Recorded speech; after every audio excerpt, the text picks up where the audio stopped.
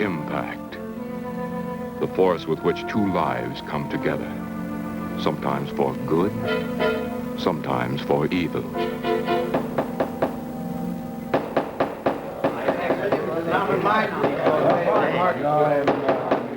I say, Williams, a lot of line on there. I'm definitely against it. Seems to forget we have our stockholders to answer to.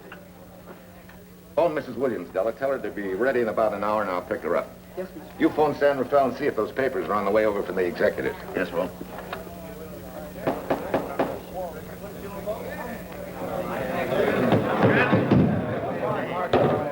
Well, Mr. Darcy, what's the score? 9-0? I'm afraid it is, Walt. If you think you can persuade them to change their minds, go right ahead. Gentlemen, I never interfere in stock issues, dividends, or anything else in your department. I must run my department with no interference. Either I know why and when I need more factory space, or you need another boy. And that's all right with me, too. Because I can take these plants and pick my own spot in the motor production field. You won't have to worry so much about dividends. There won't be many. Hold on. I'm sure none of us want to lose Walt. Or our dividends. Why do you say we take another vote? Now, all in favor of buying the 3 new factories signify by saying aye. Aye. Aye. Aye? Aye. Aye. Aye. Aye. An unanimous vote. Congratulations, Walt. Congratulate the board. They're the winners. Williams, if these factories are so valuable that other companies would jump at the chance to get them, how do you know that you can buy them at the price you quoted us? How do I know? I bought them this morning. Good morning. Della, I was asked to rush this up for Mr. Williams. Get my wife, Della? Your maid said she'd gone to the dentist. I gave her the message. Oh, fine. Oh, this just came. Thank you. What about those papers? They're here. Burke's checking them now. Good.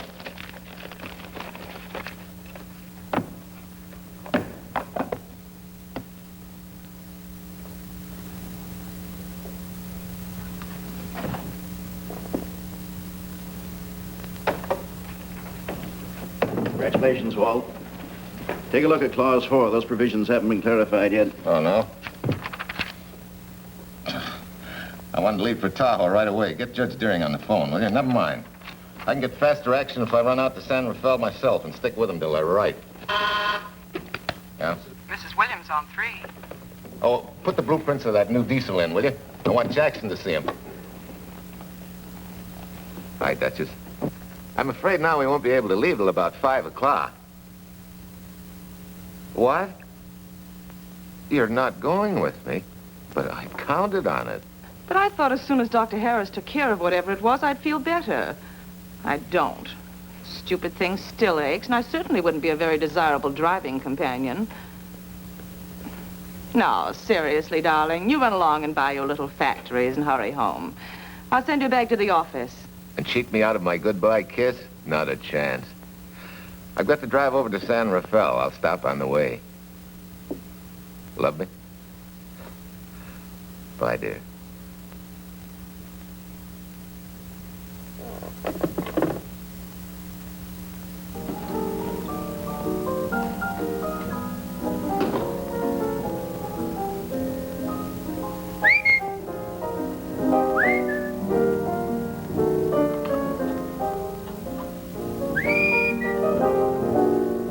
How do you expect me to whistle through a toothache?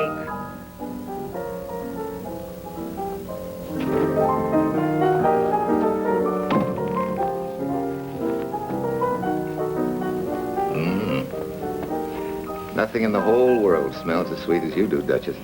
Certainly don't feel sweet. I'm as grouchy as an old bear. Well, old Doc Williams can give you something to fix that. Close your eyes. Relax a minute. Take a look at that and see if you don't feel better. Oh, Walt.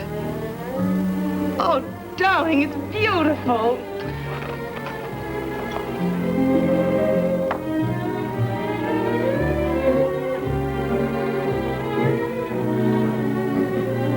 Not bad.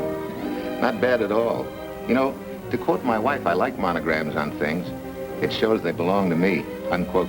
When did your wife say such a thing, Mr. Williams? About 6 years ago, when I married her. She gave me the first monogrammed shirts I ever owned. Those were the words on the card. I still have it. I certainly hope your board of directors never discovers what a softy you are. They won't, don't worry. I have only one vulnerable spot. What really happened this morning? All I got out of Della was that you stalked out of the office with blood in your eye and were back in no time with canary feathers in your mouth.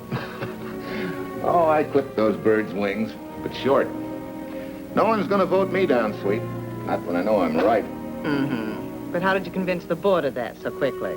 With subtle hints and easy persuasion. Like this. Either I get what I want, or you get yourself another boy. And that's all right with me, too. Walter! What a clumsy ox. I'm sorry, Duchess. Oh, please, sweet, don't be so upset. Oh, if you could have seen your face. Oh, don't bother, dear. Sulin will take care of that. Not exactly a good prescription for nerves, huh? You know, you're wrong, Dr. Williams. The way I feel now, a good cat nap will probably make a new woman out of me. And if it's not going to make you too late... Yes? Well, I'm sure that by 5 o'clock I'll... Swell. I'll run over to San Rafael, get things ironed out, and be back for you by 5. On the nose. Darling, wait. That's perfectly silly. I'll take a taxi cab and meet you in Sausalito. There's a drugstore on a corner opposite the square. I'll be there at 5 o'clock and we can go straight on up to Tahoe. That'll save you all that late afternoon traffic and all that time it'll take to come and pick me up. Smart woman, my wife. Thinks of everything. Where's your bag, honey? Oh, Sulin still has some things to press for me. Sure you don't mind taking a taxi? Very sure. Sweet dreams, Duchess. See you at 5. I better get going. Bye, honey.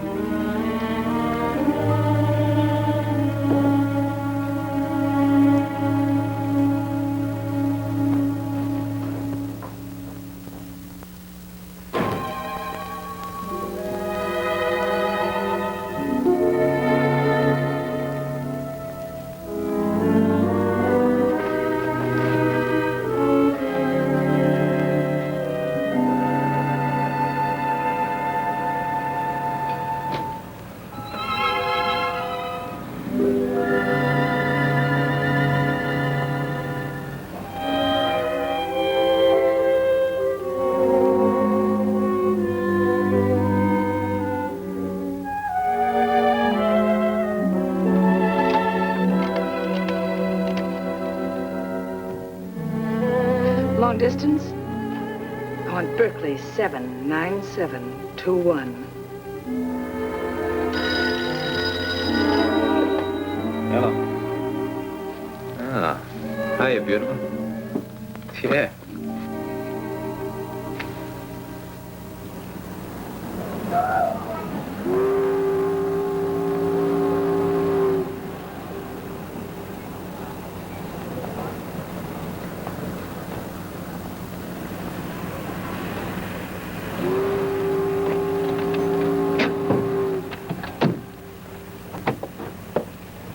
Here.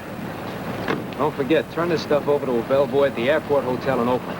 Tell him to hold it for Jack Burns. Jack Burns, the airport hotel. That's right, I'll be checking in later. What do I owe you? $1.15 a here. All the stuff back to Oakland.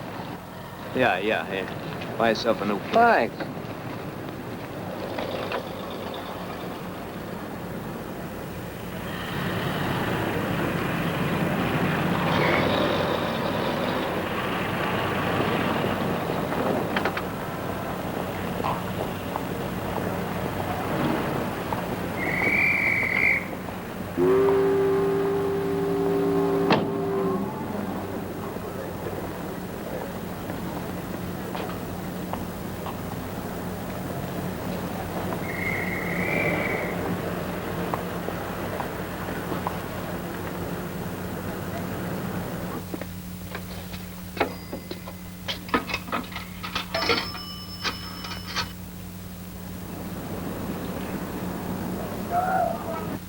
Hey, where's that new woman who was going to meet me? It's after 5 o'clock.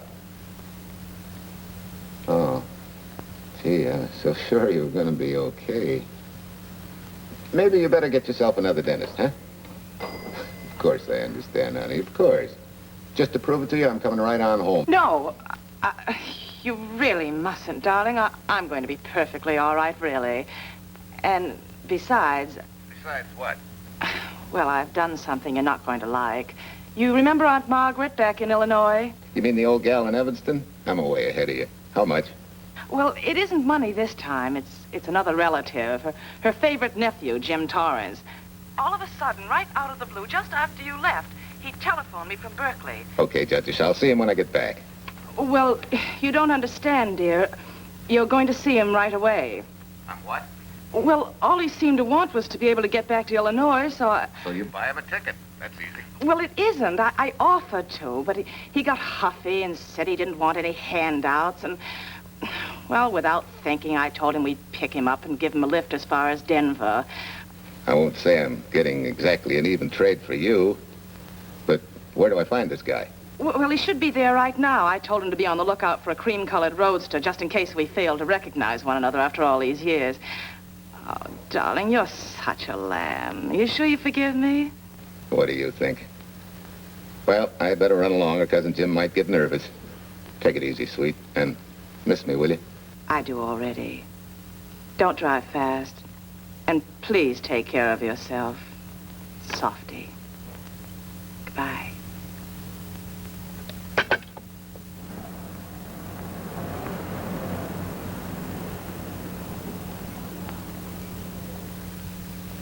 Hello, Della?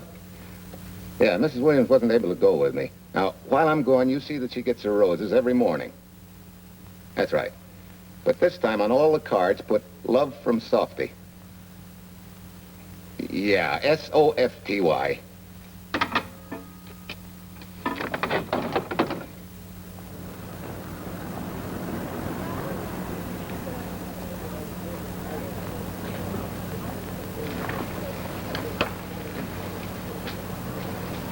Hello. You must be Jim Torrance. Yeah, that's me. I'm Walt Williams. Hiya, Jim. Hi. Where's Irene? Oh, she's a little under the weather at the last minute. Worse luck. Oh, that's too bad. I was hoping I'd see her. Yeah, I'm disappointed, too. Where's your luggage? Oh, I'm wearing it. Less trouble that way.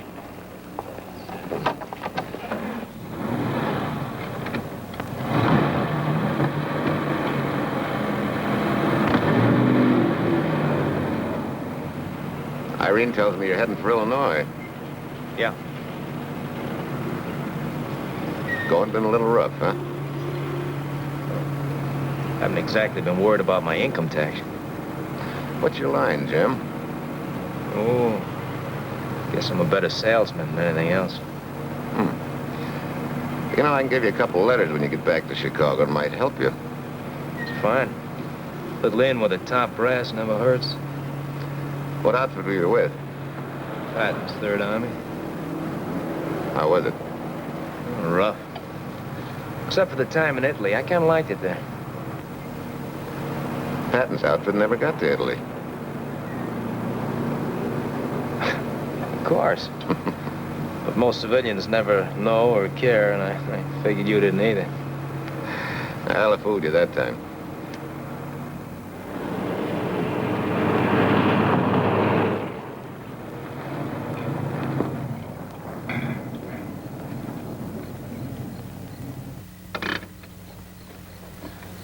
Our last chance to chow for a while. How about it? No, thanks. I grabbed a hamburger while I was waiting for you. I can still taste the harness.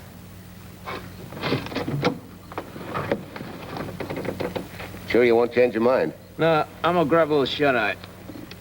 Thanks.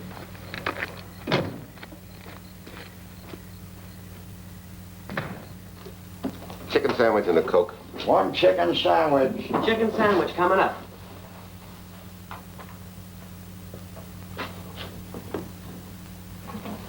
Give me change for $1, will you? Yes, sir.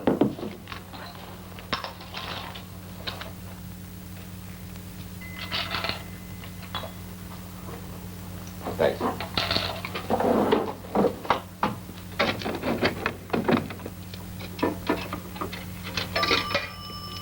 San Francisco. Klondike 2, 6714.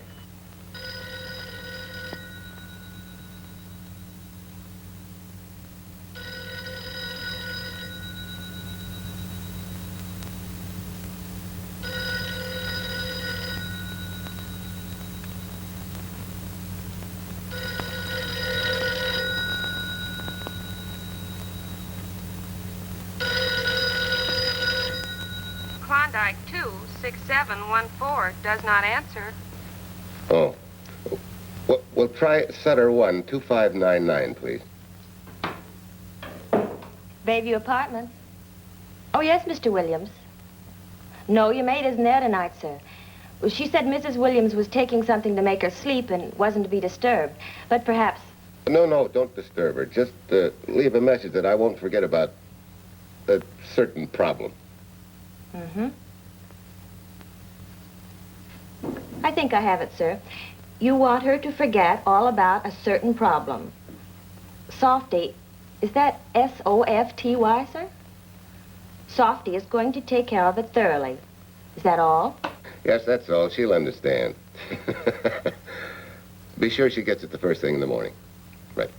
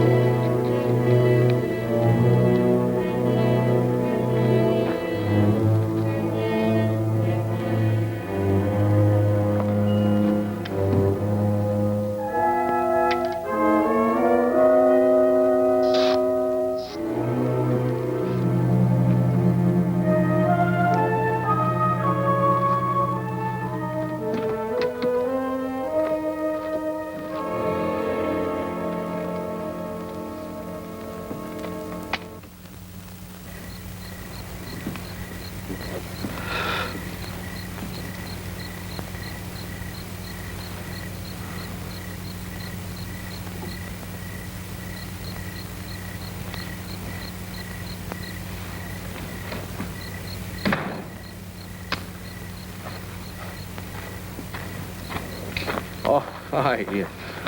It's been so long since I've been behind the wheel of anything but a Caterpillar or a Jeep. I had to find out what a real buggy feels like.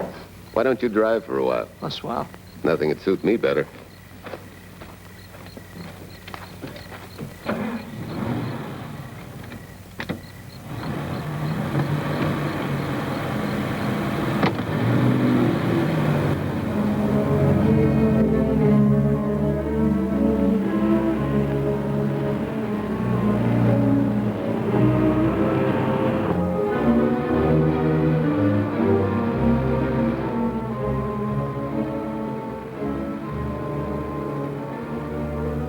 Tell me, Irene still got that little scar on her cheek? That one she got from the fall? Yeah. You can hardly see it now, though. How'd you know about that? She just got it last summer. Thought you said you hadn't seen her for years. Oh, from Aunt Margaret, of course. How else? She always sends me the news in her letters.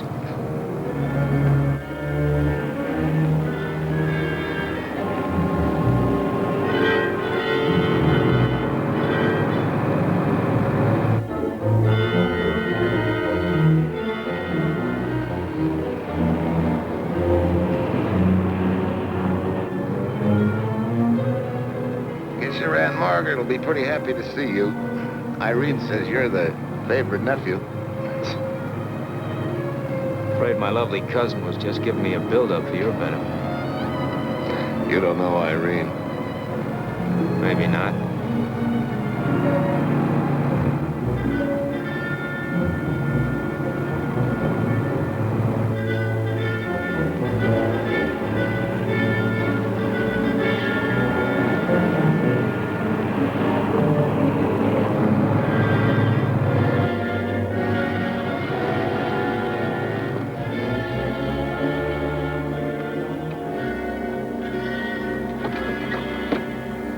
What's the matter? I think we got a flat.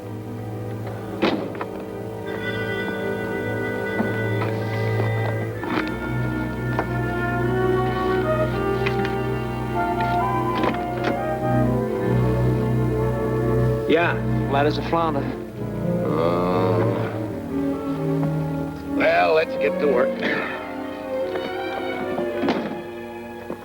Hey, look out there, young fella. It's quite a drop.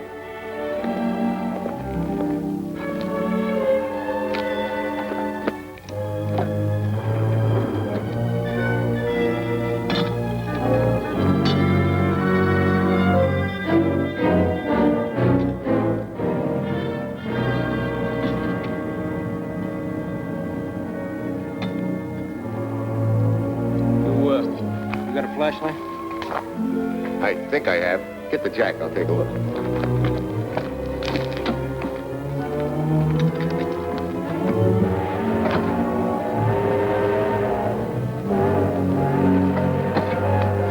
Did you find it? Yeah. Yeah, it won't be long now.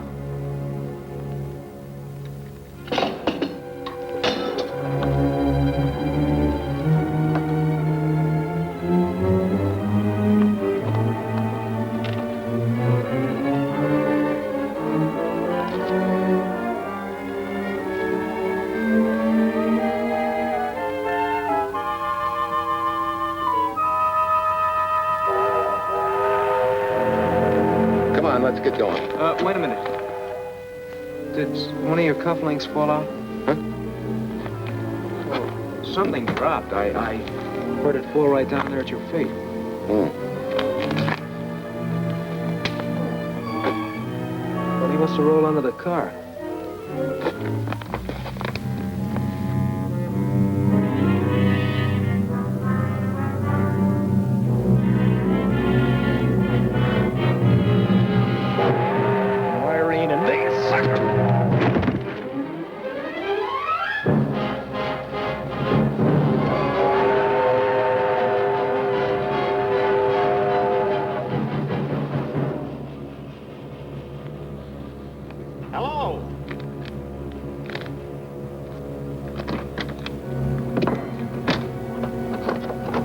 Need a hand? No.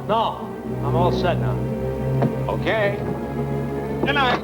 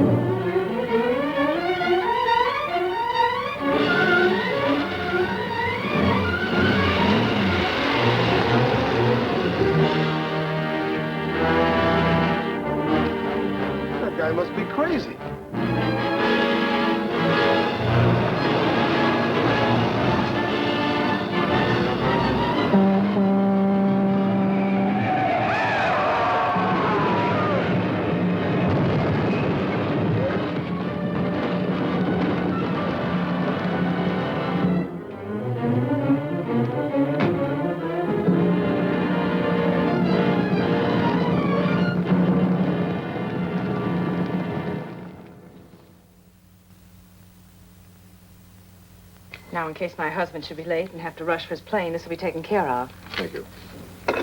Tell Mrs. Burns to 302.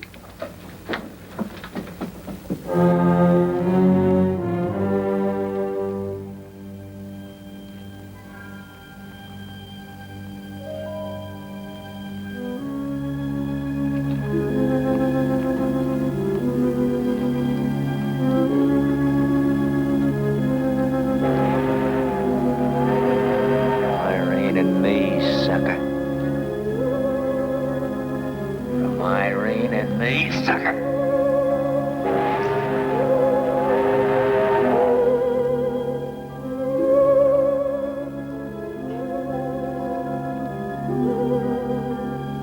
Take care of yourself. Softy. Softy.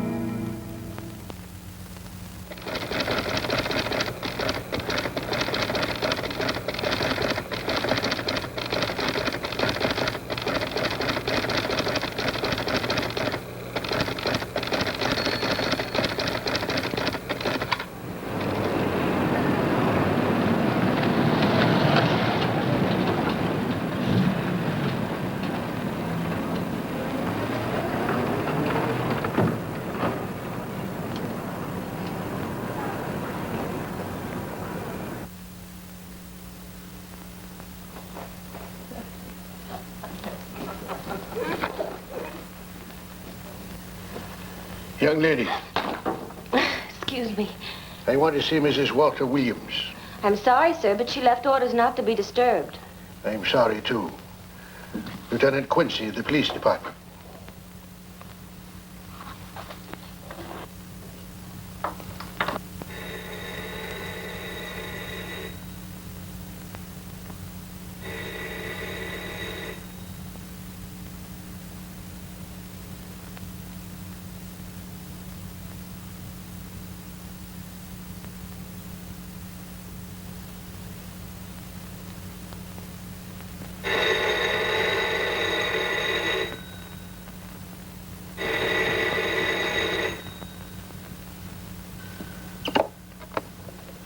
Hello? I thought I left orders not to be Oh, I see. Ask him to come up, please.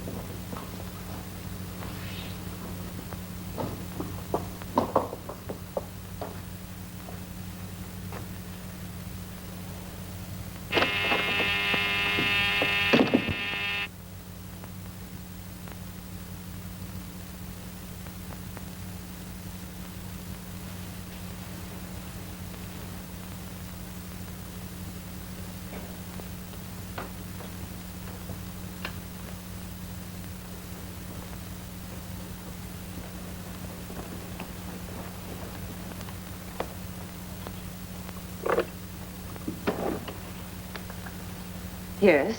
I'm Lieutenant Quincy with the police department. I'm sorry to disturb you at this hour, but... may I come in? Of course.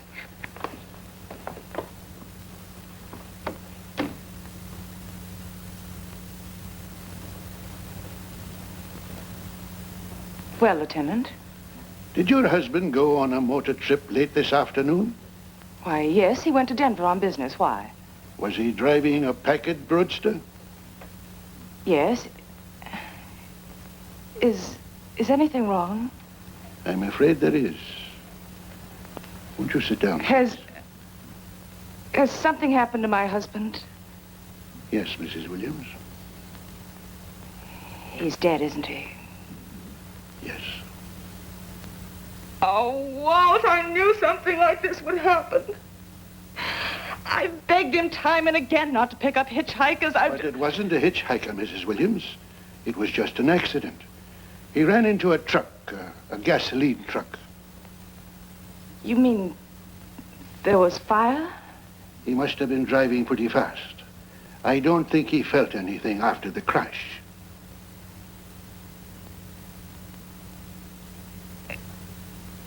If there's nothing more you need me for, Lieutenant, I think I understand. And may I say you've taken this with a great deal of courage. Good night, Mrs. Williams.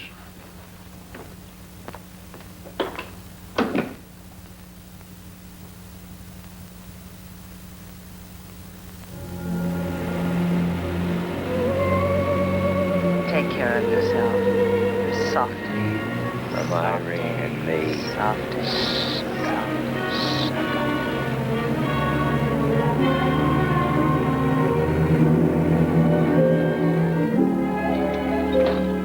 Ready? Yeah. That Williams must have been quite a guy. Yeah, he went to work for Universal Motors as a sheet metal worker. Mm-hmm. Less than 10 years, he's their top production man. Well, he sure went out in a blaze of glory. Yeah. Let's go.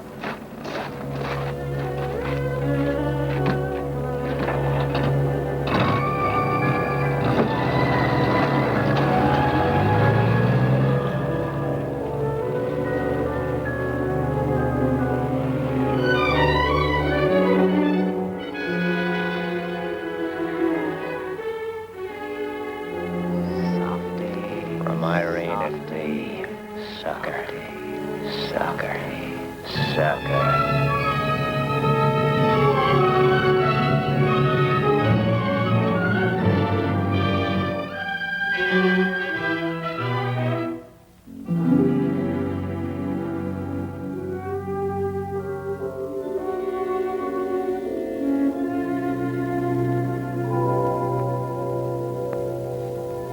Well, could Mr. Burns have taken a later plane and still made connections for Mexico City? I see. Thank you. Yes? It is some telegrams for Tai Tai. Just put them under the door, Sulin.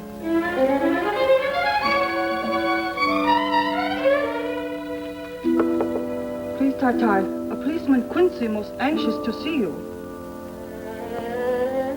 Ask him to wait, Sulin.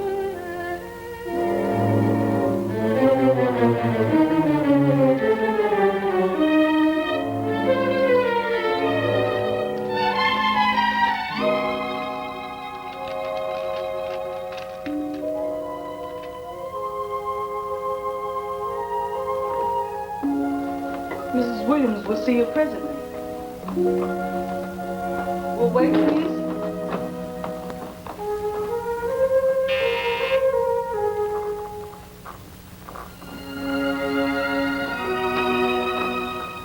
Flowers for Mrs. Walter Williams. Thank you.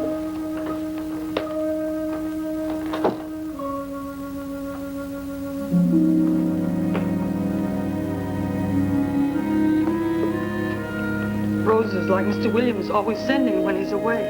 You seem to have been very fond of Mr. Williams. Sulin is honored to have served him 5 years, and he... I'm sorry to keep you waiting, Lieutenant. I wouldn't be disturbing you again if it wasn't necessary. And I would be keeping you but a moment. You're being very considerate. Won't you sit down?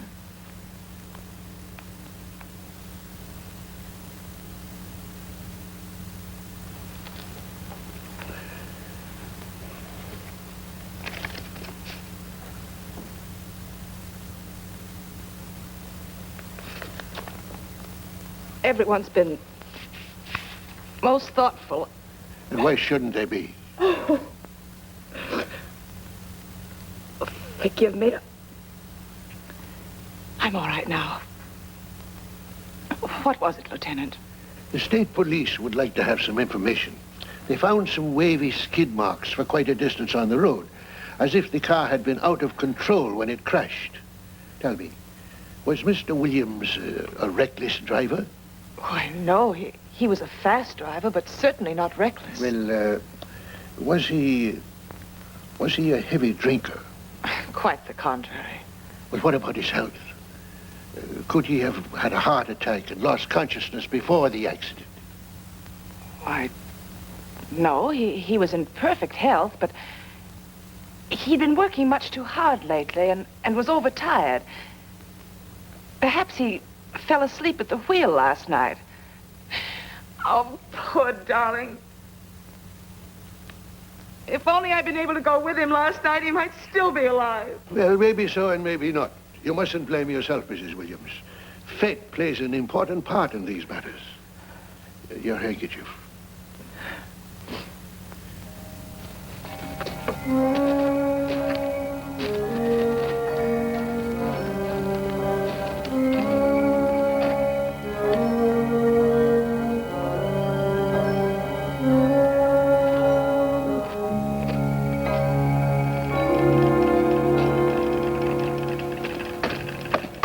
When's the next train to San Francisco? 10 a.m. tomorrow. You sure there isn't one sooner? No, I'm sorry.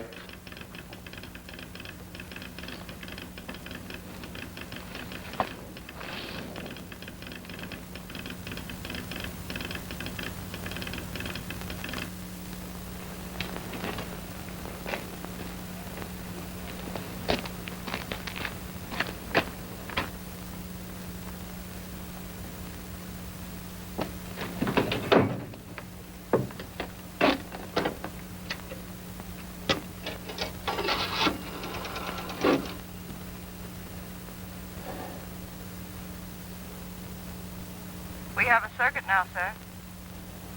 Evanston. Calling Mrs. Margaret Hubbard's residence in Evanston. One moment, please.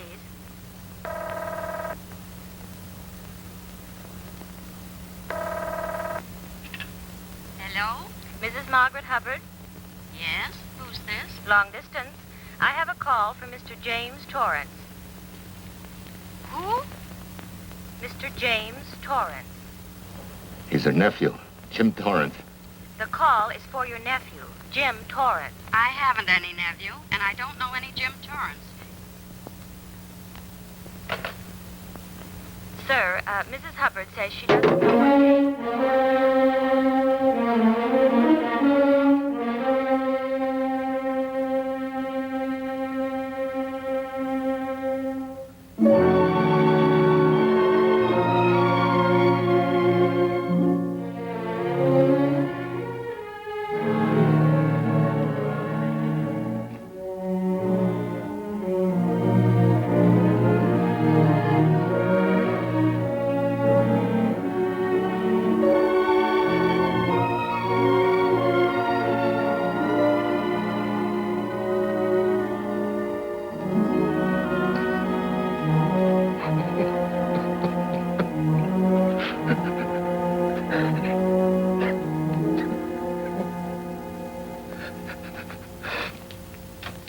What's the matter, son?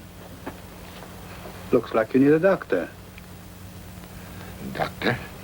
I can't leave the station, but old Doc Bender's just across the road there. Yeah. Doctor? Think you can make it? Yeah. I'll make it.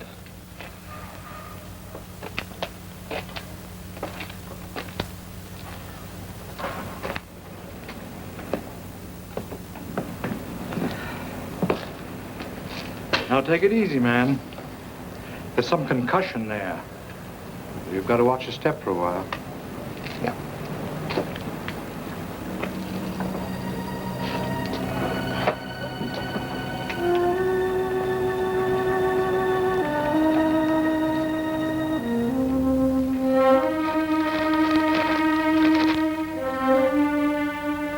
Walter Williams' beautiful widow, who by her own request sat alone in the family alcove during the service.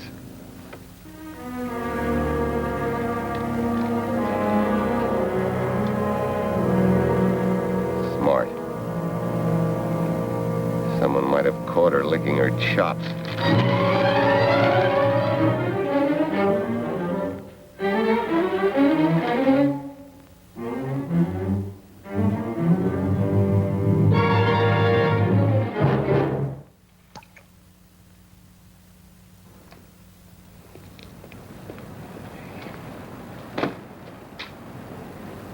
Hey, what's that? Walter Williams. Hey, ain't that the guy that... For the love of Mike, what's that briefcase doing here? He's dead. They did him a dirty trick if he ain't. Hey, now, wait a minute. Don't touch it. We better turn it over to the police.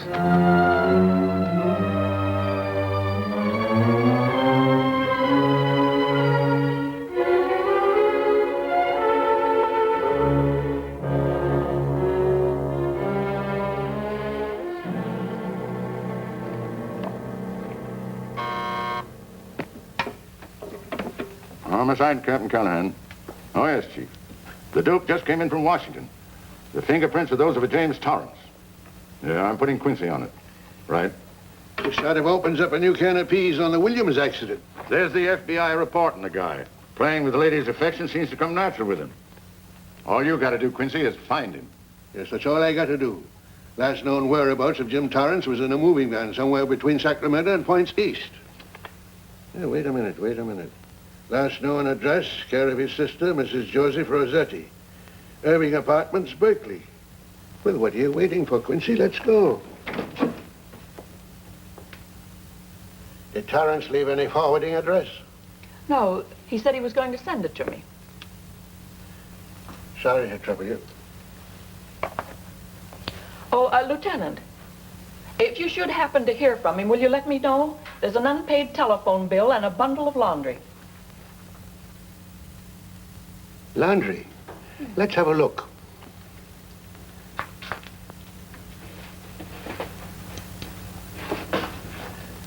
I may have to take this along with me. Not without a receipt, you don't. You mean you don't trust the police? In my business, you don't trust anybody. Mine, too. Holy St. Valentine's Day. Look, he had the same thing on his shirts, too.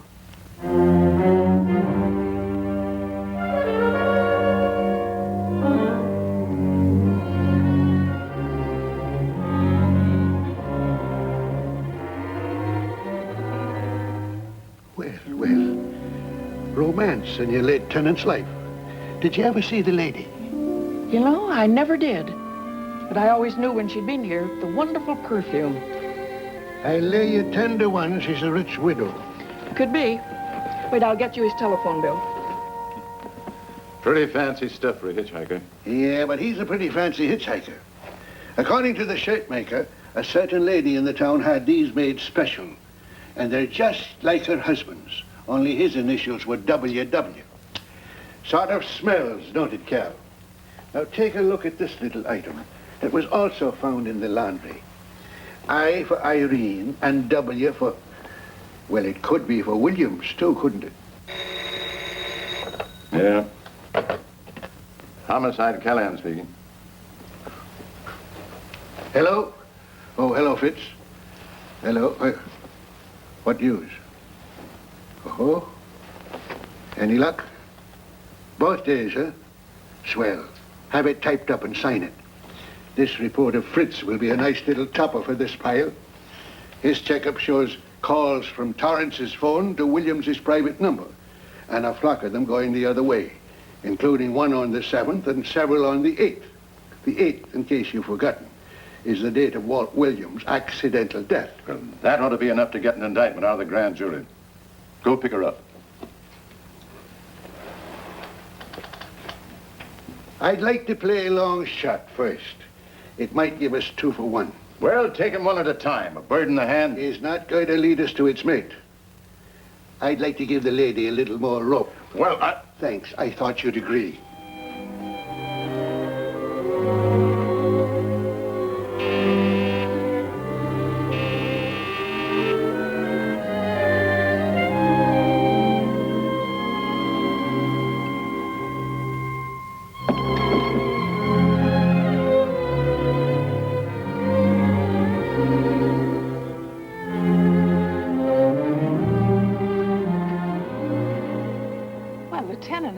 You just caught me. I'm glad. I have some rather startling news I thought you should know before it hits the headlines. Come in. Thank you.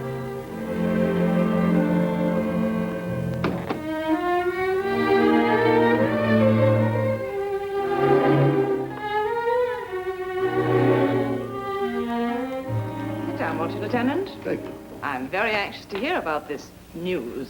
It seems that your first hunch, remember, that a hitchhiker was responsible for your husband's death? Well, Mrs. Williams, you may have been right.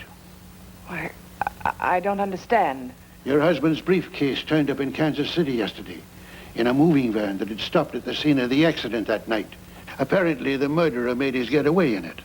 That explains the wavy skid marks that made us suspect your husband was ill or unconscious at the time of the crash. Yes, I suppose it does.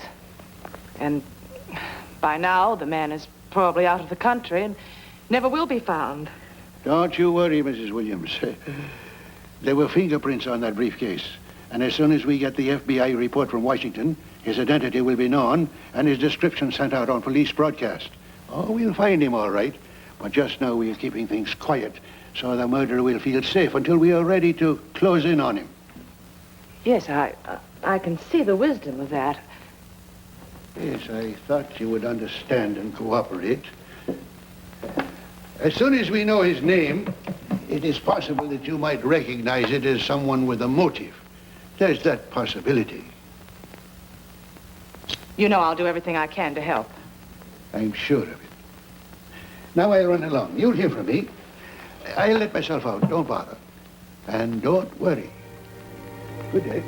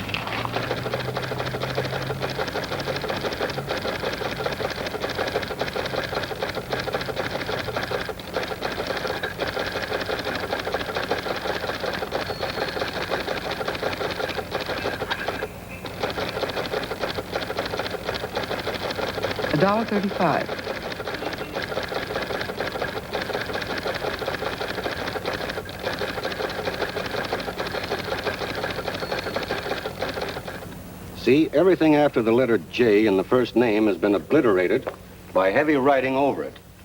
The only impress letters legible are those between words or before them, like RNS at the end of this name here, and the Hotel Santa here before the word Evanston. Well, Tom, don't you think it's about time you retired? Why, there isn't even evidence there of Mrs. Williams' intent to communicate with Torrance. And who do you think she beat a path to the telegraph office to wire to? The League of Decency? I'll tell you what I think, that you should have brought her in when I first told you to. By the time we get her now, she'll have figured out a way to tip Torrance off. He'd be that much tougher to find. Not unless she's tipped him off from your office. Ernie's got her on ice waiting for you.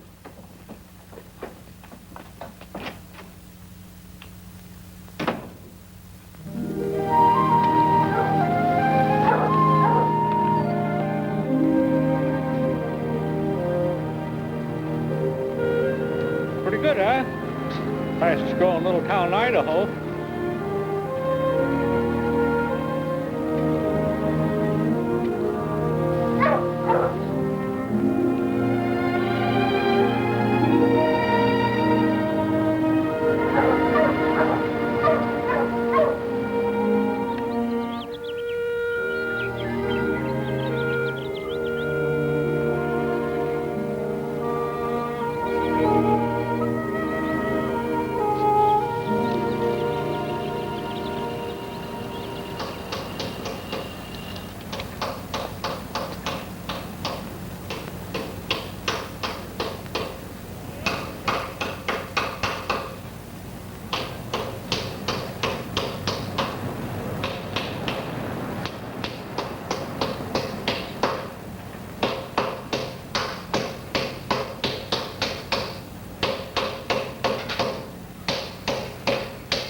Have a heart, son. You trying to wreck that engine? Oh. Sure. It's a hobby of mine. The way you're going at it, you can't miss.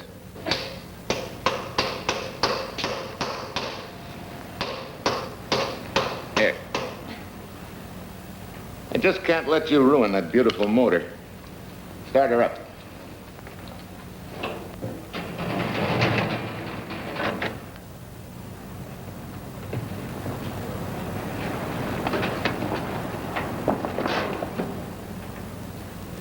Okay, start her up.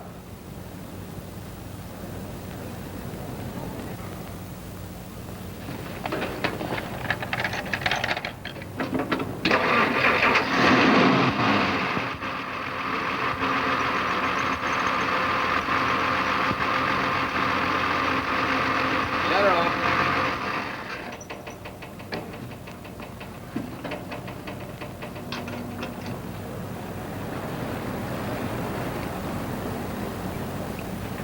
You're certainly not a mechanic by trade. Hands like that. Maybe it's a hobby of mine.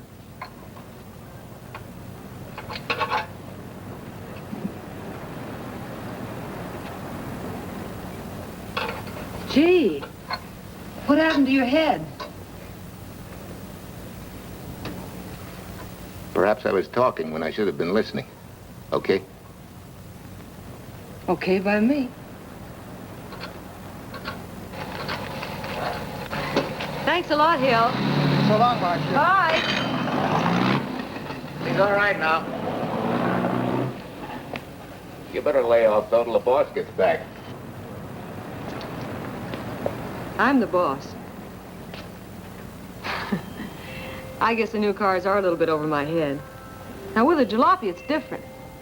Aren't there any mechanics around here you can hire? No, they all went over to the new factory in Mansville.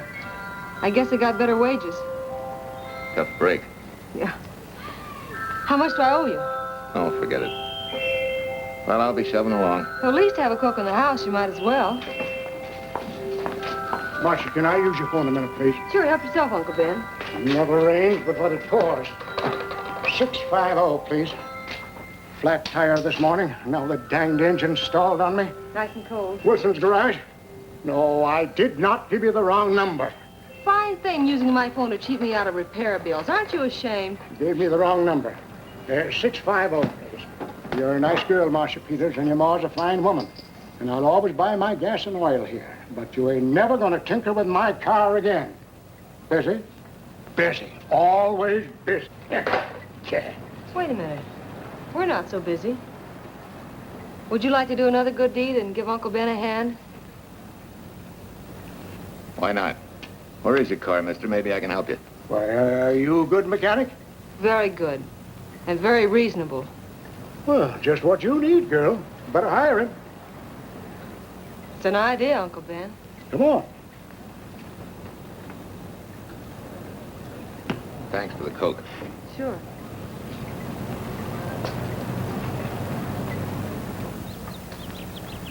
Well, I got Uncle Ben fixed up all right. Nothing but a sticky carburetor valve. Bye. I hope he paid you. What for? It only took a minute. You're certainly not money conscious, stranger. There. This is no kind of work for a girl. Somebody has to do it if I want to stay in business. And I want to. Must be some business that you're better suited for. Couldn't you lease this place to somebody? Sure. I did while my husband was overseas. But when he was killed in Okinawa, well, we'd made a lot of plans for the future here. And I had a hunch he'd like it if I took over and tried to make a go of it. Takes more than a hunch to do that. I got along famously. Business has been fine until lately when the help got short. Could be again. I had a good mechanic. Yeah. You sure need one, all right. Well, for Pete's sake, say yes or no. Do you want the job or don't you? You mean you'd hire me without knowing anything about me? You can repair automobiles. What else do I need to know? Except your name. Well? Why not? Sure. I'll try it for a while till you get someone permanent. The name's Bill Walker. Okay, Bill, it's a deal. And maybe if business gets real good, you'll want to stay. Oh, don't count on it. Where does this go, on the rack? Yeah.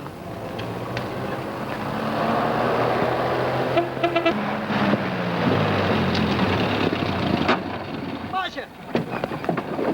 Marsha! It happened! It's a boy, 8.5 pounds. Pair of shoulders like a prize fighter. Well, congratulations, Papa. How's Jane? Ah, perfect. Everything's perfect. Gotta get down to the store and tell the gang. Almost forgot. Oh, gee, thanks, Ed. I'm sorry, I won't have enough for the gang.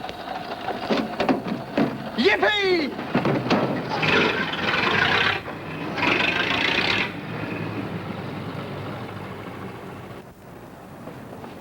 Maybe you can use this token from the slightly delirious new father.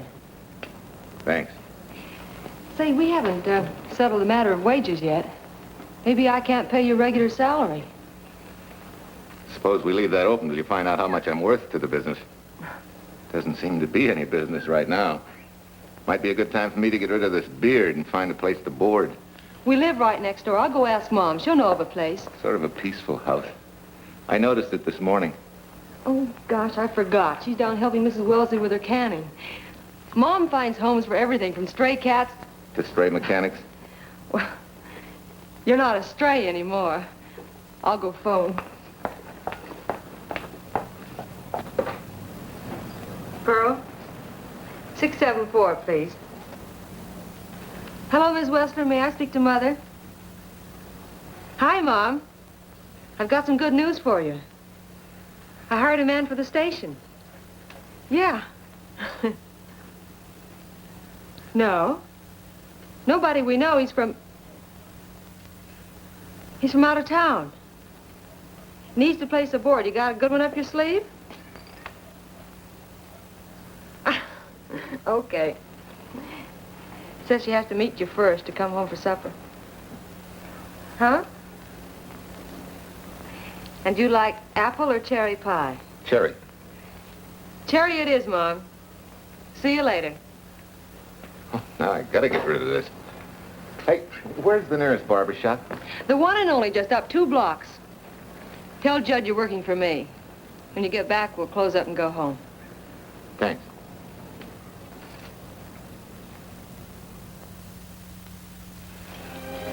Oh, that's real nice. You must have had a good bringing up, young man. Thank you for the young man. We thank thee, O Lord, for thy bounty, and ask thy blessing on this food and on the new friend who shares it with us. I hope you're good and hungry, Mr. Walker. Who wouldn't be? Marsha eats like a sparrow, with all the hard work she does, too. May I have your plate, please? Well, she can start taking it easy now. Boss, the help. Thank you. She never takes anything easy. Has to put her whole heart and soul into everything she does. Well, now that you're through with me, Mom, how about Bill? Have you thought of a place for him to stay? Well, why can't he stay right here? We have a spare bedroom going to waste. And I think you like my cooking. Like it? That's very kind of you, Mrs. King, but it seems an imposition. Imposition, nothing. That's good business. I can get back what I pay you in board and room. Well, Marsha, what a thing to say. If you'd like to stay, we'd like to have you. We have some more vegetables. Mrs. King, you have a boarder. May I have a biscuit, please? Oh, excuse me.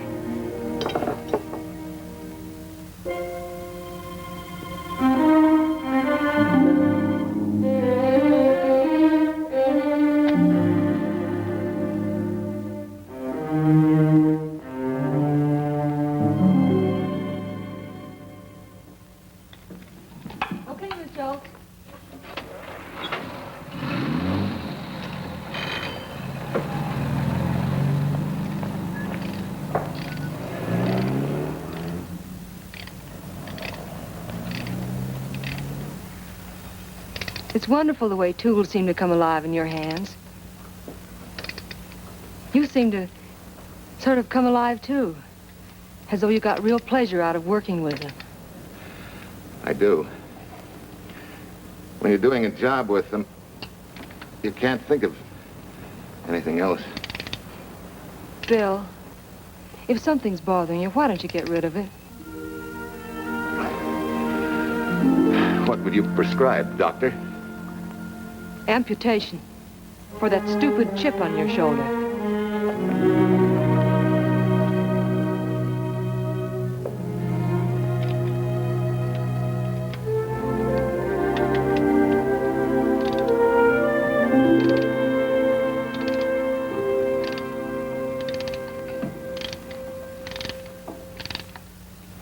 What you need is a ring job.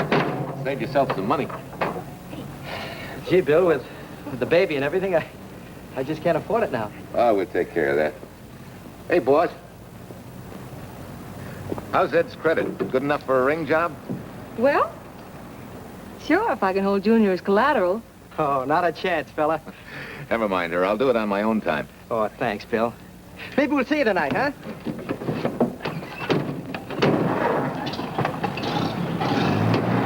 Some shoulders, huh? Yeah. Some father, huh? Bye, Marsha. Bye, Marsha. Bye. Nice kids. Hey, was Ed clowning about their being hard up? No. Things have been pretty tough for him ever since he got out of the service. Fix a car for him, Bill, and only charge him for the labor, okay? Then he gets it for free. I'd already figured on knocking that off. Say, we could make it an anniversary present. Anniversary of what? Junior's arrival, and mine, 3 months ago today. Time certainly flies. That was a lucky day when you came to MP service. Your work's been bringing in a lot of business. I'm glad of that. Hated to have fallen down on Mom and you. Say, look, boss, why don't we three celebrate tonight and go to the movies? Ed said he and Jane were going. Well, that lets Mom out. She'll be babysitting. I'd love to go, Bill. I haven't been in ages. Here's your opportunity. Go to work.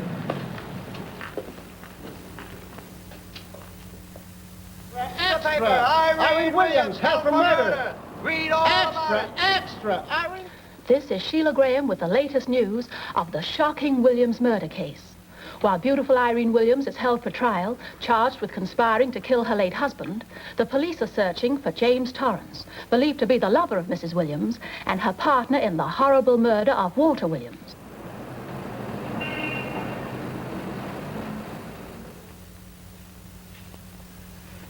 If I'm handling your case, my dear Mrs. Williams, I want 1/3 of everything you get. You're out of your mind. You don't realize what I'll get as Walt's widow. Perhaps you don't realize the spot you're in. Torrance's fingerprints were found not only on your husband's briefcase, but, in a manner of speaking, on your reputation as well. There's a detective named Quincy, a very smart cookie. He isn't exactly for you. Frankly, Mr. Warner, I'm beginning to wonder if my attorney is for me. Underestimating the enemy's ammunition would scarcely be wise. Now, if we can get to trial before Torrence is found, they'll never get a conviction. But... But what? If he shows up, we may have to fry him. Oh, no. Let's not cross that bridge until we have to. But if it comes to a choice, we're not going to burn, are we?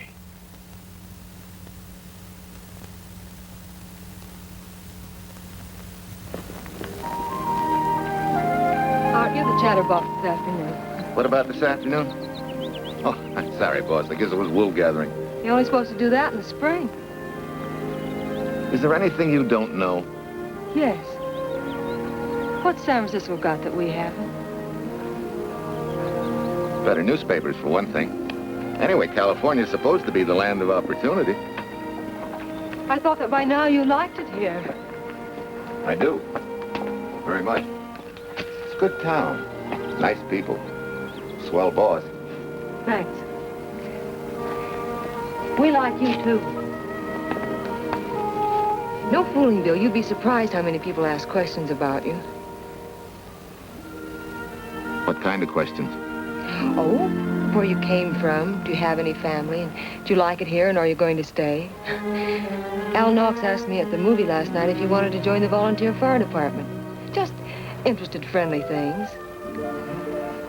I suppose it is natural for people to wonder about a stranger who moves into their community, like I did. You know, I've been thinking, maybe it wasn't such a good idea, you and I going to the movies last night. It's all right being seen in the station and here with Mom, but... You get used to that in a town this size. They're always trying to marry people off. You just ignore it, and after a while they forget about it. I'll go get cleaned up for supper.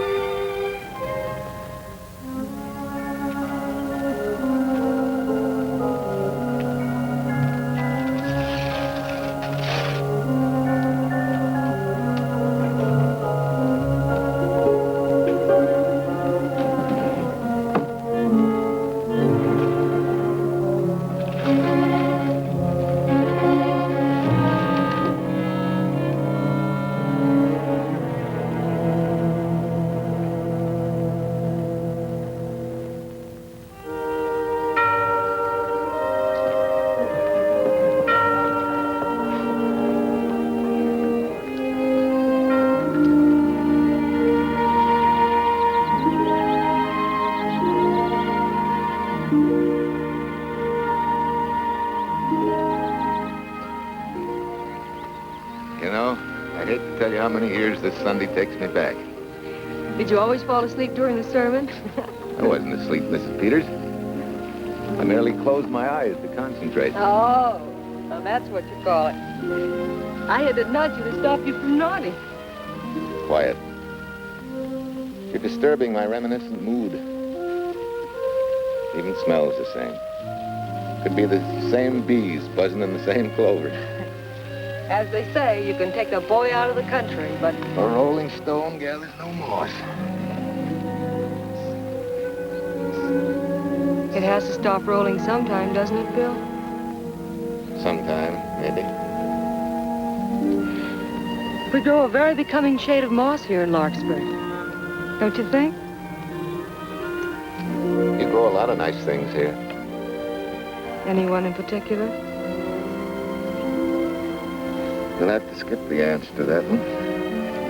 Someone tore it out of the book. You're married, aren't you, Bill? Yep. That's right. You must have loved her very much to have been hurt so deeply. To be so afraid of someone, even yourself. Maybe it's better that way. Then no one gets hurt. Bitterness and hatred hurt everyone. Can't you see, Bill? They're like a wall that shuts out all the sunshine from a garden and lets everything wither. Make room in your heart for something else, can't you? I guess this is my day for sermons. Sorry. As Mom would say, you never get rich minding the other fellow's business. Hey, that's a flyer. I'll be seeing you.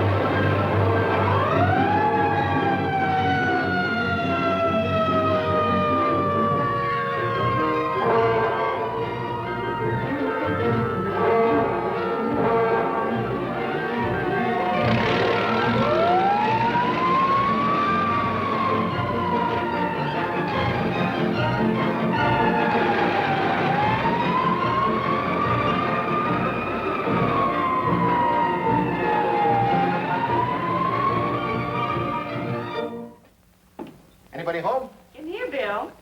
Mrs. Wesley sent a couple of jars of peaches. Said you helped her can them. Oh, thank you. When I delivered the doc's car, he insisted that I have a bite with him. Where's the boss? Took a book back to the library for me. Huh? What a day. Hey, what's the idea? Are you darning my socks? Well, I thought a drawer full of holy ones isn't doing you much good. I found it when I put fresh papers in your bureau yesterday. You have a heap of things that need mending, haven't you, son? Does Marsha know? Do you think I'd tell her? This is your problem, Bill. Because I found out about it doesn't give me the right to tell anyone else, not even Marsha. When you trust folks, you trust them, and you give them a chance to work out things the way that seems right to them. How can one little woman be so big? Don't forget, it's a lot easier to be tolerant and understanding at 50 than it is at 25. Yeah, Ma. I'm going next door for a while. Grandma Thompson's ill.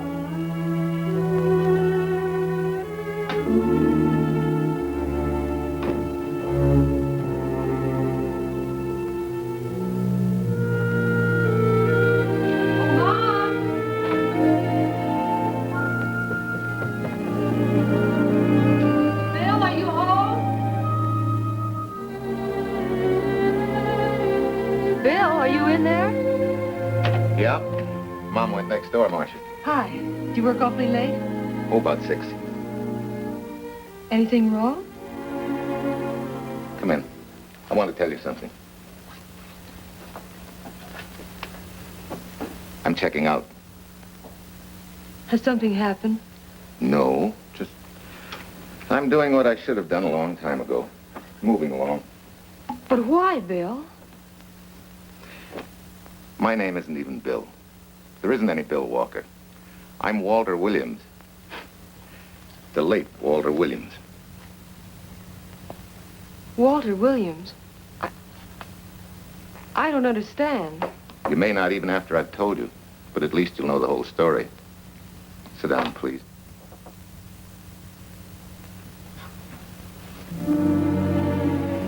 Finally, Larkspur.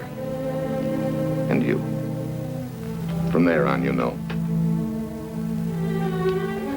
I'm glad you're going back to make things right.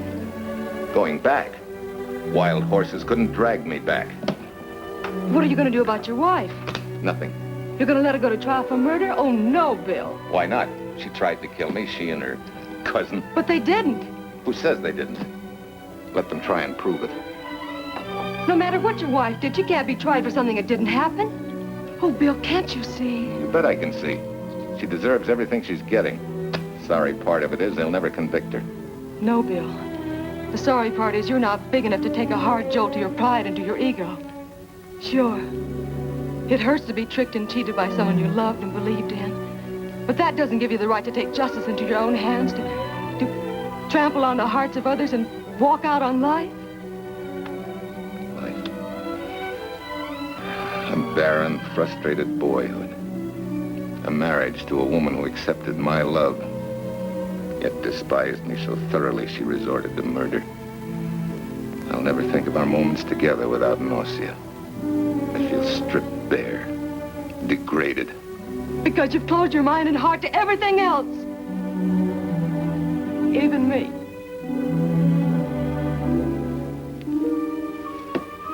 Oh, Bill, please. Don't destroy the one chance we have for happiness. We haven't got a chance. Doing the right thing never works out. I know. In this world, you turn the other cheek and you get hit with a lug wrench. Forget me, boss. Try and forgive me.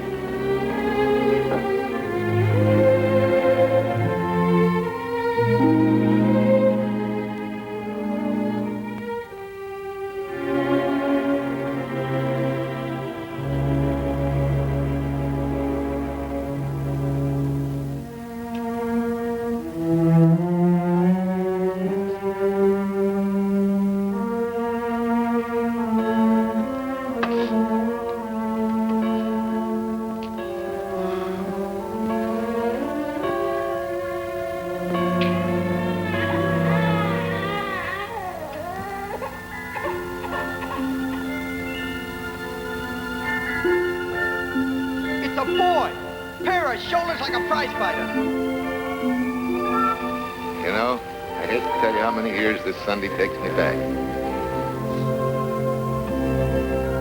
You have a heap of things that need mending, haven't you, son?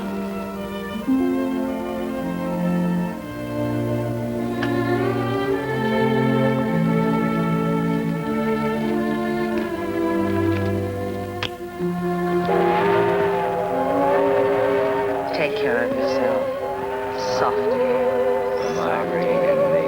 Softly.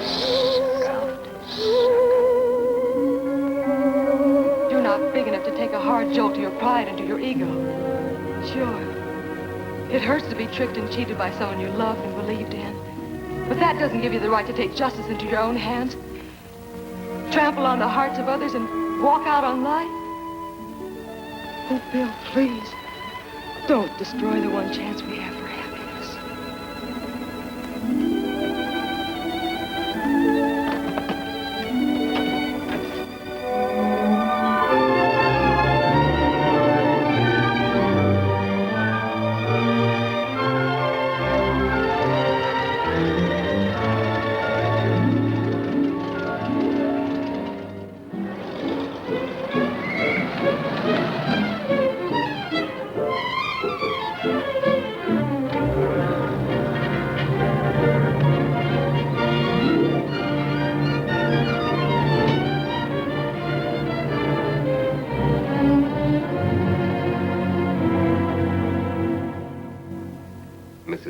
Was kind enough to come along to substantiate at least the Larkspur portion of what I've told you. Very thoughtful of you, Mrs. Peters. Mr. Williams, when you read in the newspaper that the hitchhiker who attacked you had been, well, a close friend of your wife for some time, it must have been a great shock to you. I didn't come here to discuss my emotional reactions, Lieutenant. If you need me for anything further, Captain, my office will know where to reach me. Let's go, Marsha. Just a minute, Mr. Williams. We'll need your signed statement for the grand jury when we ask for your wife's release. It won't take long to be typed. Yeah? All right.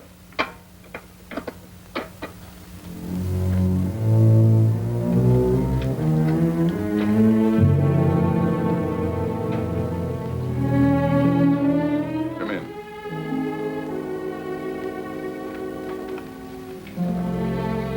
Sit down. Mrs. Williams, we have news for you. Really? I can scarcely wait.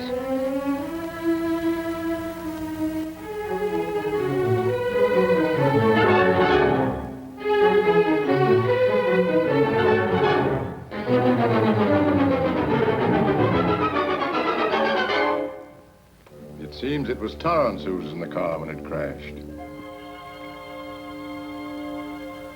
Jim?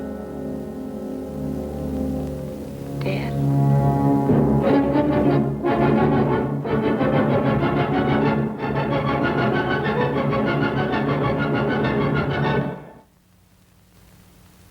You did it. You killed him. No. He tried to kill me. Thought he had. And he ran into the truck. It was an accident. An accident? You wait all these months to tell this story. You let me rot in this filthy jail. Wait a minute. You let everybody believe you're dead. Pretty convenient, wasn't it? A dead man can't be tried for murder. Mr. Williams, perhaps your wife would understand better if you would explain to her about the amnesia. Amnesia? Oh, don't tell me you believe he had amnesia. Where's he been all this time, just wandering around in a daze? Tells us he's been in Larkspur, a little town in Idaho, working as a mechanic in a service station, run by Mrs. Peters here.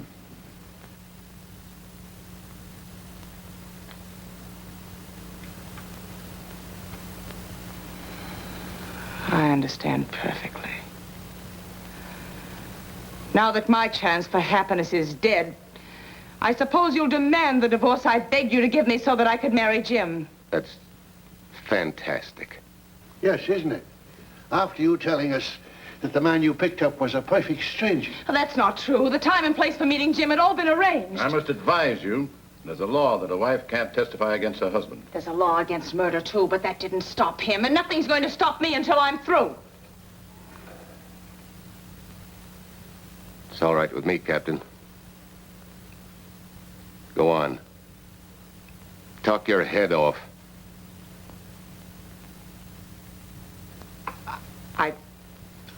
I was to have gone with him to Denver. He insisted on it, although I was quite ill. Several hours before we were to leave, he came home. There was a violent scene. He threatened to kill me unless I agreed to give up Jim. And I wish he had. This is incredible. Not one word that she has said is true. Then you have nothing to worry about. Mrs. Williams, was there a witness to the threats you mentioned? No. Unless the maid overheard. She was in the apartment. In fact, she picked up the pieces of the vase that he threw at me. Where's she now? I don't know. She left me suddenly after all this began. Please, could the questions wait? I feel rather ill. Will you have Mrs. Williams ready for the grand jury at 10 o'clock tomorrow morning? That's all.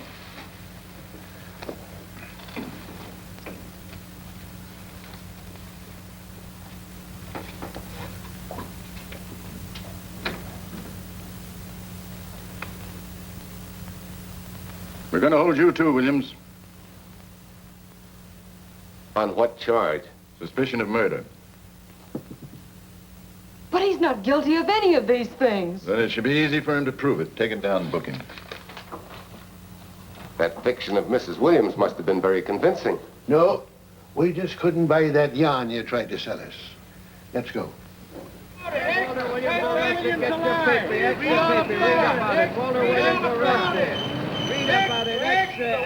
What's the wife freed and murder charge? Extra, get your paper. Walter Williams charged with murdering wife's lover. Extra, get your paper. Irene Williams goes free. Husband held. Extra, get your paper. Wife freed and murder charge. Walter Williams charged with murdering wife's lover. And Daly's going to cover Williams' office. Okay, boys, hop to it. I want all I can get by 10 a.m. tomorrow for the grand jury. Okay, Chief. Oh, Tom, don't miss a bit. Dig up everything you can on Williams and the Peters dame. You sort of believed Irene Williams' story, didn't you, Van? She made better sense than he did. Well, sure, she's a better liar than he is. Don't forget, I went all through her grieving widowhood with her. She's a bad customer. Well, that's for the grand jury to decide, and Williams insisted on letting her talk. So it's his funeral. Funeral, all right. Especially with that yarn he told.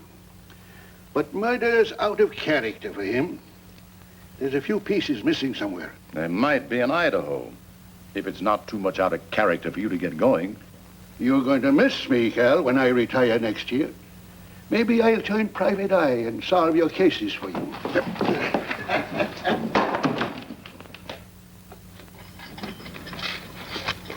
Hi, Williams. Mr. Williams? Thanks. Got a deal from the bottom here, don't you? Sorry, Williams. Okay, Williams.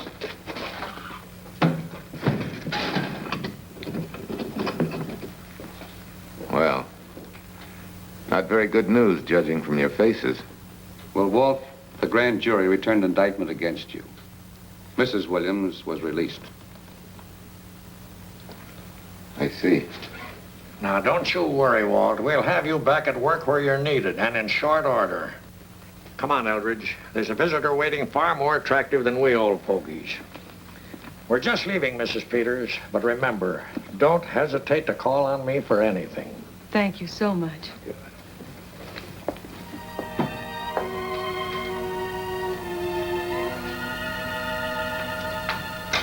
Hi, boss. Bill, what have I done to you? If it weren't for me, you wouldn't be here. If it weren't for you, I wouldn't be. I came back here because I wanted to believe in the things you do. I still do, no matter what happens. Will you do something for me? Go back home, where I know you'll be taken care of. Not a chance. You'll have to think up a better reason than that to get rid of me.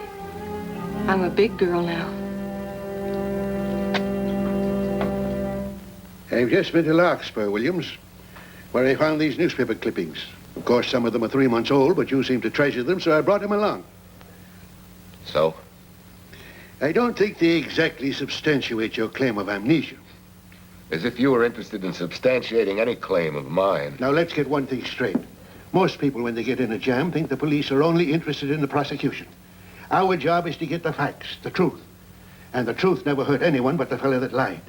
Unless he was a beautiful woman. Oh, quit kidding yourself, Williams. You made the boner. I had no more to do with Torrance's death than you did. And out of the whole population of Northern California, you just happened to pick up a hitchhiker who happened to be your wife's boyfriend. Ah, have a heart, Williams. I suppose you'll tell the truth when you take the stand, but you better have some mighty conclusive proof if you expect the jury to believe it. Wait, Lieutenant. Bill, we all know you're not guilty, but we're going to need help to prove it, and need it badly. Lieutenant Quincy can't take sides, but if we're right, he has to be on ours. And I have a hunch he wants to be. Why don't you tell him the whole story? All of it. Please. I'd like to. Quincy, very much. Guess I should have told the whole truth in the first place. But I wanted to clean this mess up with as little scandal as possible.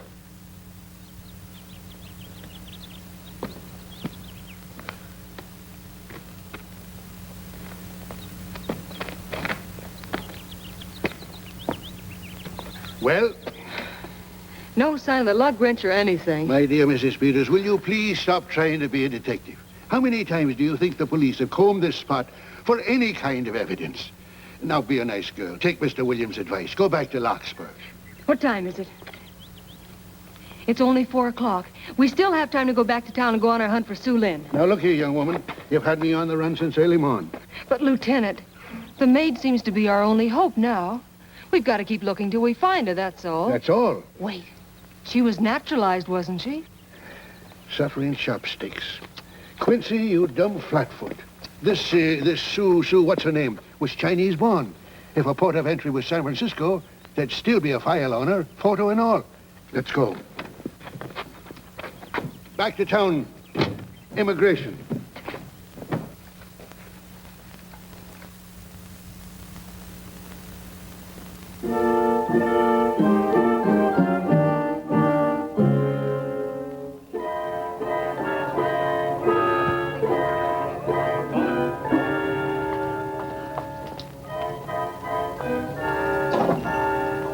counsel has given us the right lead.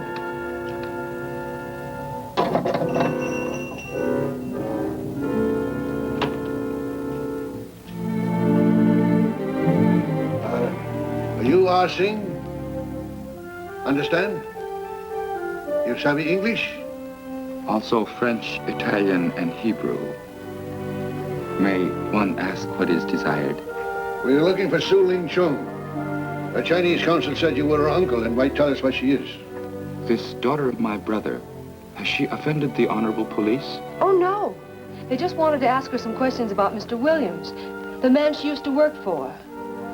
Ah Sing's heart is heavy that he cannot lead you to her. But things that are not known cannot be told. Well, if you hear anything of her, report it to headquarters.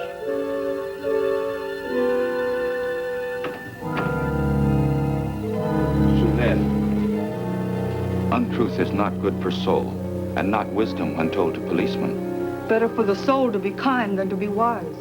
Sulin must keep silence to help in this matter.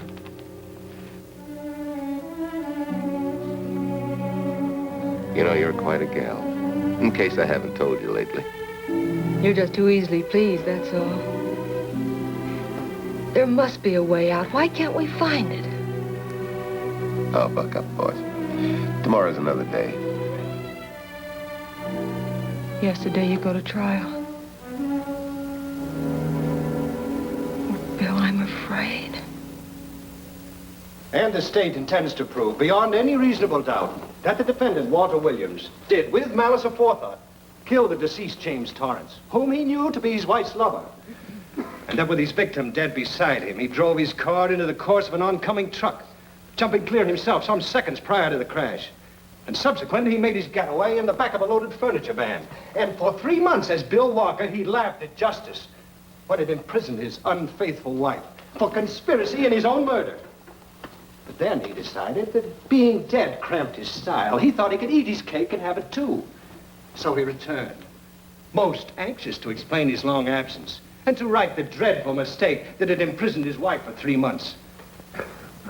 Ladies and gentlemen, it was a cold-blooded, premeditated murder and must be punished to the fullest extent of the law. Call the first witness, please. Captain Callahan, did Walter Williams tell you what suddenly cured his amnesia after 3 months? No, he did not. But he did tell you the man that struck the blow which caused the amnesia was a total stranger, a hitchhiker he had picked up. Yes? And that he knew nothing of this man's identity or relationship with his wife until he suddenly recovered from his amnesia and heard or read the details. That's what he said. That's all. Thank you, Captain. Your witness, Counselor. No questions. No. I saw no signs of amnesia, but definite concussion. He was a bit evasive in answering questions, but not vague or unsure. In your opinion, Doctor, could this head injury have been caused by a fall? Yes. If the head had struck on some object, such as a stone or a metal pipe. That's all, thank you. Your witness. Dr. Bender, are you familiar with a tool known as a lug wrench for changing automobile wheels? I'm afraid I am, sir. I've had a regular epidemic of flat tires lately. Well, then, in your opinion, could this head injury which you treated have been caused by a blow from a lug wrench? Yes. It could have been caused by that, too. Thank you, Doctor. The ones with the earliest dates, you will notice, are heavily creased, as though they'd been carried in a wallet or a coat pocket. Thank you. Lieutenant Quincy, will you kindly tell the court where you found these newspaper clippings? In the bedroom occupied by Mr. Williams and Mrs. Peters' home in Larkspur, Idaho. Is this your handwriting, Miss Revere? Yes, sir. And that's the message, at least our record carbon of it. Would you read it to the court, please? June 9th, 8:32 p.m. Message for Mrs. Walter Williams, Penthouse D. Mr. Williams called, said he wants you to forget all about a certain problem, that Softy is going to take care of it thoroughly. Was there any other conversation? Well, I just asked if that was all, and he said yes, she'll understand, and sort of laughed as if it were a joke and hung up. Some joke killing the wife's boyfriend. That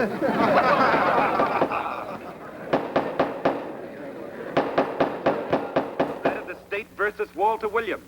All the rounds so far have gone to the prosecution. And it was a grim-faced Williams who was returned to his cell this afternoon. What the score will be after he takes the stand is anybody's guess, but he's going to need some lucky punches to get a decision.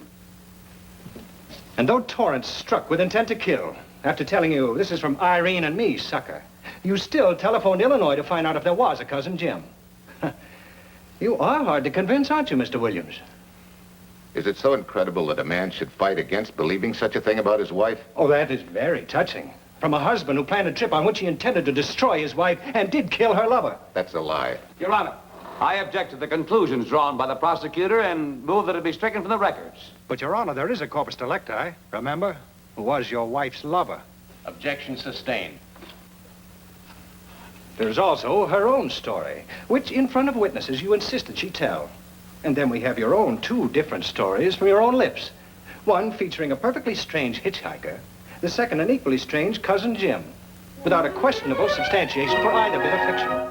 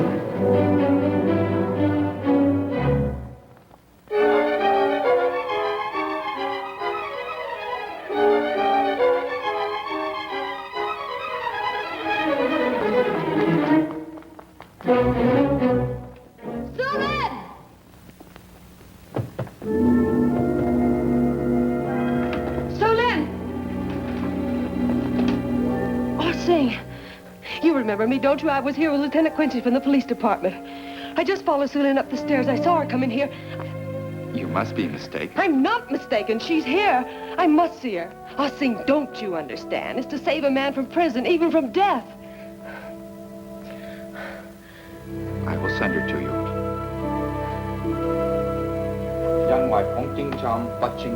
Sulin Buso na Bong. Oh, Sulin, we've been looking for you all these weeks. Mr. Williams needs your help so desperately. I cannot help. You must forget that you found Sulin. Forget it? But you're his only witness. You're the only one that can help. Not as a witness. Only with silence can I repay his great kindness to me and my family in China. Why? For I heard other things. That most unhappy day. From Mrs. Williams' bedroom, his voice very loud and angry. A flower vase broken to pieces. He can explain all that. They do not believe what he's already told. That I heard anything would do harm. Don't you see?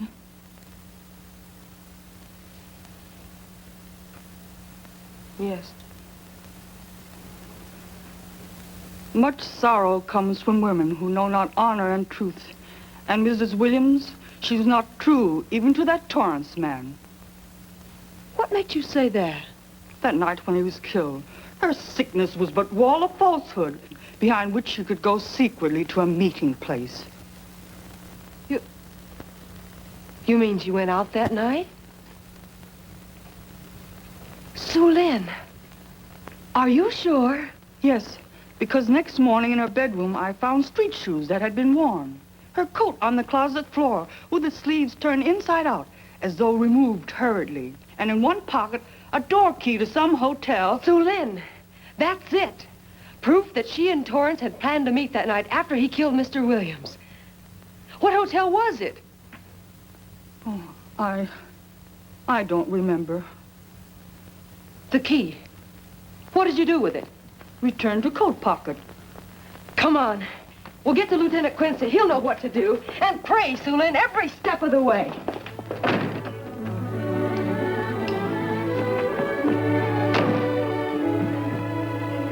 Now hold everything. Even if this long shot don't work out, we'll just keep on pitching.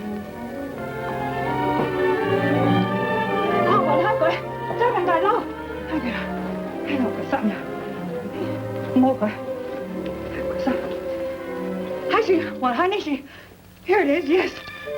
Room 302, Airport Hotel, Oakland. Maybe we got our miracle. A special little Chinese one. It is to hope that Sue Lynn was of small help to Mr. Williams. Oh, Sue Lynn. Come on, copper. Next stop, Oakland. A certain little lady's hotel rendezvous. I was on night duty then, all right, but I sure don't remember a looker like this. Quite a dish, eh? A little too highly seasoned for my digestion, thanks. Lieutenant, just found a couple of cars for room 302 on June 9th. George Baxter, checked out at noon. Mr. and Mrs. J. Burns. Room not slept in. J. Burns. Burns. Look, Quincy. The handwriting on the card is identical to that on the photograph. And here's a little boy, the same thing. The cover-up telegram to Aunt Margaret. Now look at the impressions.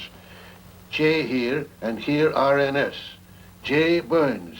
That's the name she started a telegram to. Room not slept in. Say, I got that dame pegged now, Lieutenant. She said they'd be out of the room by midnight as her husband was catching a plane.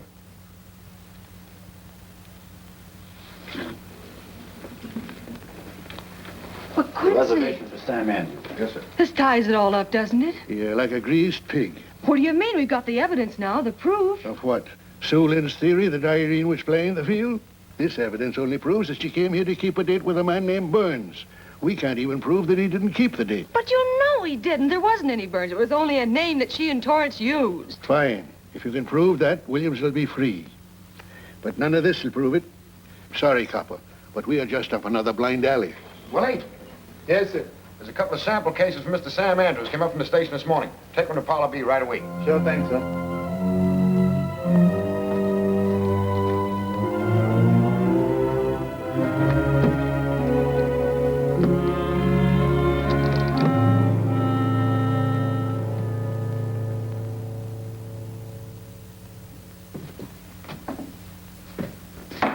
Seated. Case of the state versus Walter Williams. Proceed, Mr. Eldridge. Your Honor, we will call Mrs. Irene Williams. Take the stand, Mrs. Williams.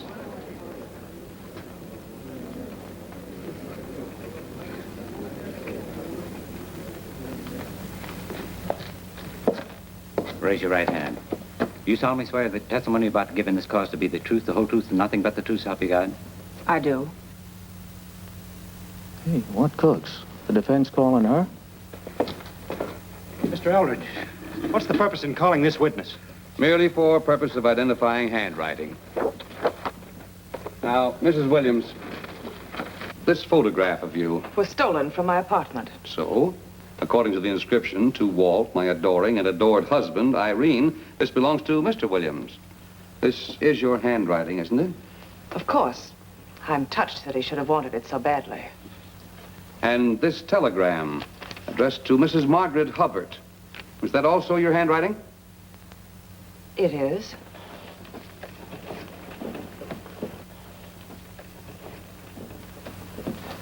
Now, Mrs. Burns, I mean Mrs. Williams, this photograph is inscribed to Jim, my adoring and adored Irene. Did you write this too? I see no point in all this. Merely answer counsel's questions. Did you write it?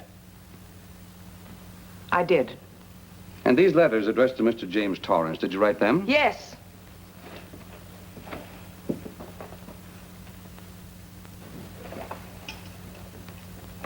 And this monogrammed garment, A gift from you to Mr. Torrance? Why must I be tortured again by all this? I never made any secret of my love for Jim Torrance. That's why he's dead. Your love for Jim Torrance. Yet on the very night he was killed, you had a rendezvous with a man named Burns, didn't you? I don't know what you're talking about. I don't know any man named Burns. I was at home that night, very ill. Oh, yes, the sleeping pills. Well, you must walk in your sleep then, for you spent at least part of that night at the airport hotel in Oakland, where you registered for Mr. and Mrs. J. Burns. Don't waste the court's time trying to deny it. This is the registration card that you signed at 9:20 p.m. And there's the room clerk who assigned you to room 302. And this, Mrs. Williams, is the key to room 302, which you very carelessly left in the pocket of a coat which was found in your closet yesterday. All right, I was there. Now you're satisfied. Not quite. This J. Burns, Mrs. Williams, is his first name Jack? Yes. Have you been in contact with him lately? No. How long since you've seen or heard from this Jack Burns? Well, I don't know. I don't remember. You bet she doesn't remember, because there isn't any Jack Burns, and there never was. That was an alias for Jim Torrance.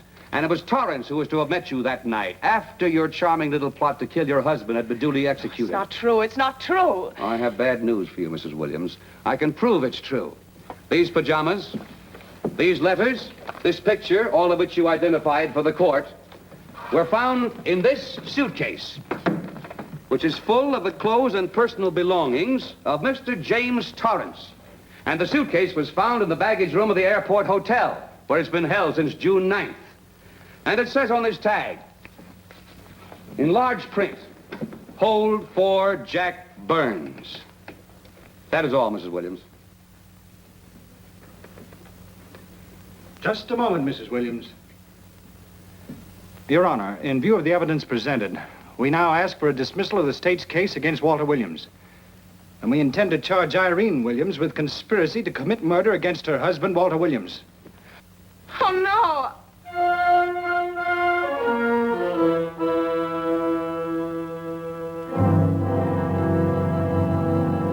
The case against Walter Williams dismissed. Court adjourned until 2 o'clock. Well, that's that, Walt. Congratulations, Mr. Williams. I haven't the words for it, Quincy, but we could never have made it without you. Ah, sure you could. You know, son, right always wins if you give it a little push, especially when you get a copper like this one to do the pushing. Well, I'll be seeing you. You know, it'll seem kind of strange being able to eat and sleep without someone getting in your hair all the time. Oh, fine, Walt. We're looking forward to having your hand on the wheel again. The Denver plants are waiting for you to open them. You think you can make it in the morning? How about it, Counselor? You bet you can. Oh, good. Well, I'll be running along. Well, you think you like Denver? It's okay by me, boss. Yes, impact. The force with which two lives can come together. Sometimes for evil, sometimes for good.